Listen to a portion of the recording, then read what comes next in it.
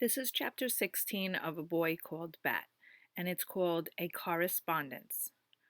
The next day, when it was time for recess, Israel stopped at Bat's desk instead of going outside with the rest of the class and asked, "Hey, Bat, do you want to play Foursquare or something?"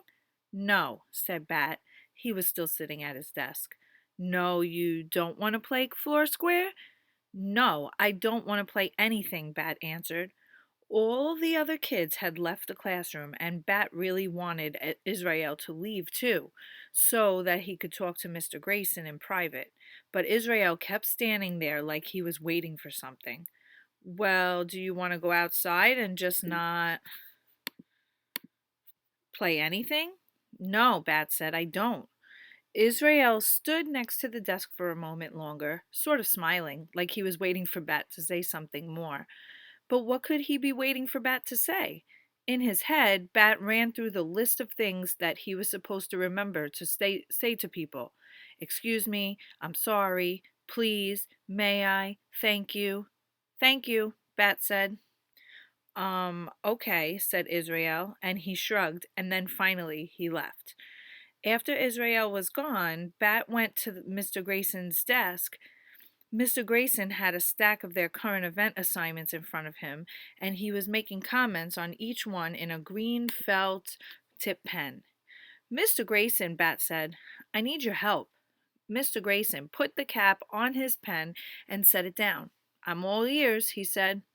That was a funny expression, and for a second Bat pictured Mr. Grayson made entirely of ears, with ears for eyes, and an ear for a nose, and two tiny rows of little ears for teeth. "Well," said Bat, "let me tell you about Thor." And then Bat told Mr. Grayson everything about the skunk kit, and about how Mom had brought him home after his mother had died, about how he drank puppy formula because there is no skunk formula, about how he went to the bathroom and how he needed to eat every 2 hours, and how when Mom first brought him home, he was almost all pink, but now his black fur was starting to grow in, and most of all, how Bat loved him. "He sounds pretty great," Mr. Grayson said. "Yes," said Bat. "He's more than pretty great. He is all the way great. So, how can I help you, Bat?" "There is a world skunk expert named Dr. Jerry Dragoo, and I want to ask his advice about something. It's important." "Okay," said Mr. Grayson. He pushed the stack of papers to one side and pulled his laptop from his satchel. He opened it and logged on. That was one of the great things about Mr. Grayson. If you said you needed help, he just helped without a lot of annoying questions.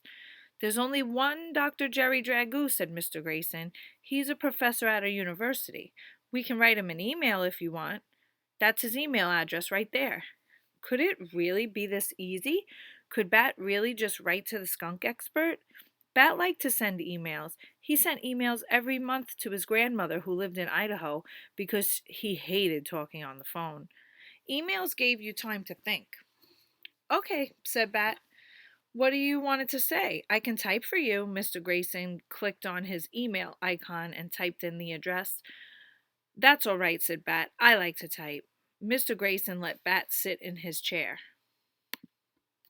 Bat typed, "Dear Dr. Jerry Dragoo." Mr. Grayson said, "You can just write Dear Dr. Dragoo. People don't usually use a person's first and last name when they start a letter. People don't usually have a name as cool as Dr. Jerry Dragoo," Bat said. Mr. Grayson laughed. "Can't argue with that." Bat went on. "My mom brought home a baby skunk. She is a vet and she had to help him be born. His mother died, but she didn't have any diseases, and neither does he. His name is Thor.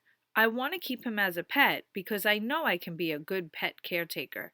Even if I can't keep him forever, I want to at least keep him until he goes back home to the wild, not give him to the skunk rescue people. Please write back and say I can so I can tell my mom that a world skunk expert says yes. Then she will probably let me keep him. Is that okay?" Bat asked. Mr. Grayson didn't answer right away, so Bat turned to look at him. Mr. Grayson's face was squinched up like he was trying not to laugh, or maybe like he was going to cry. "Mr. Grayson?" Bat asked. "What's wrong?" Nothing is wrong, Bat. That's a very nice email. I will be interested to hear what Dr. Dragoo says. Me too, said Bat.